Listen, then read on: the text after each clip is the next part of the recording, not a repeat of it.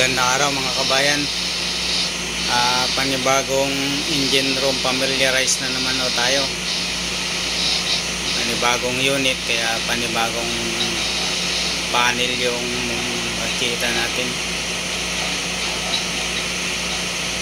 Panibagong makina rin. So yan o, kanya-kanyang design ng bawat isang engine room control. Kanyang synchronized panel board para sa generator. May automatic at manual switch. 220 volts yung supply nya. Yung sa dating pinakita natin isa 380 ang power supply na galing sa makina. May 110 ho yun pag sa ito yung main nya panel.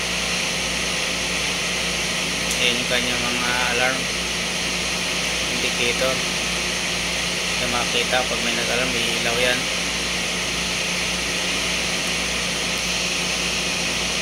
So yung 20 volts 24 volts para sa mga ibang aparato.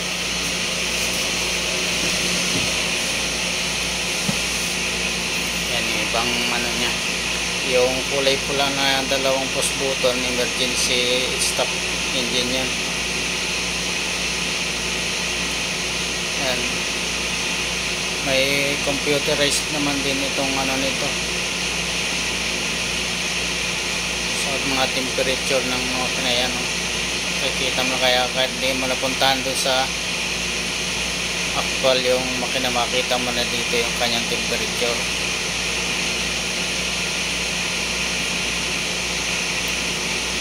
Ayan, aircon nya.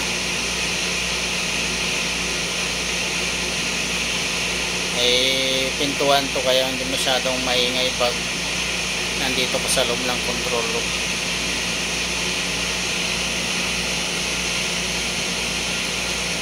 Ang makina nito ay Nigata 1800 horsepower.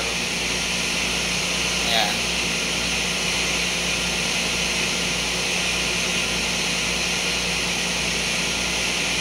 Medyo hindi pa ganong luma yung kanyang governor at yung kanyang starting governor.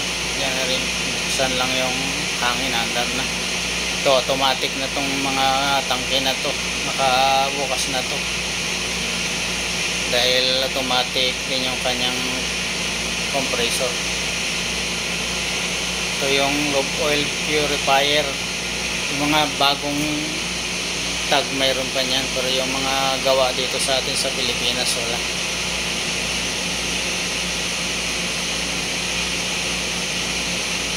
Ito yung kanyang fresh water cooling at lobe oil cooling. Ito yung kanyang automatic compressor, kusang bumubuhay pag mababa na yung hangin. Yung kulay blue na yan, genset yan, yung generator para sa standby pag walang assist. Yan ang gagamitin for power supply.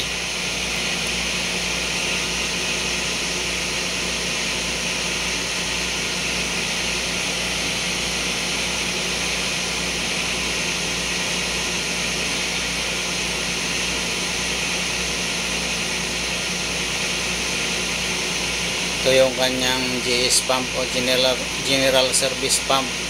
Pwede sa bilge pump o fire pump. Pwede sa pang cooling pump. Ito naman yung kanyang oil water separator. At ito yung kanyang emergency fire pump. Ginagamit yan pag in case na mayroon tayong tutulungan na nasusunog na barko. Wala din siyang gearbox, attached gearbox sa main.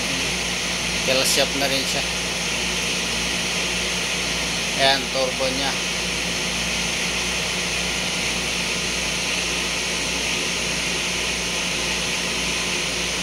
Ito yung transfer motor pump, fuel transfer, na magkarga ng krudo sa service tank nya. Isa lang yung service tank nito sa generator at sa main engine. Ito naman yung tangke ng hangin para sa start ng auxiliary. Ang generator nya ay Yanmar, bali dalawa, model 6HA. ang kanyang induction pump, yung governor niya.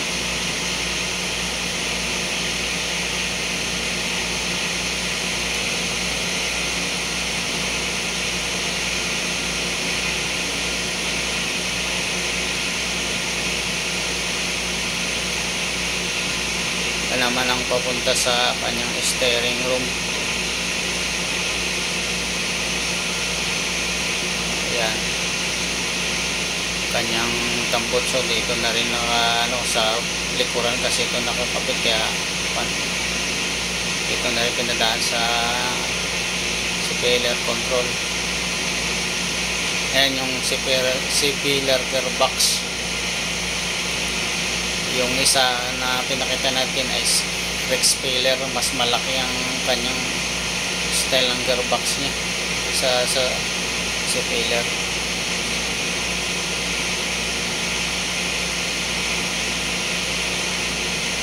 So ayan po mga kabayan, sana po ay magustuhan nyo po yung pinakita kong video, at sana po suportahan nyo rin po ang aking YouTube channel.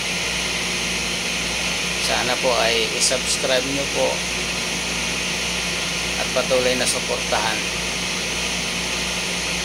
Maraming salamat po. God bless you po sa inyong lahat.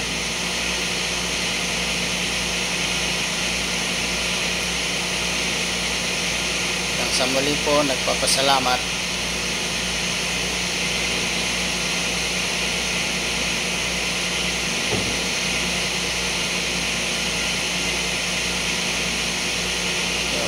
Huwag niyo pong kalimutan i-subscribe yung aking YouTube channel mga kabayan. Salamat.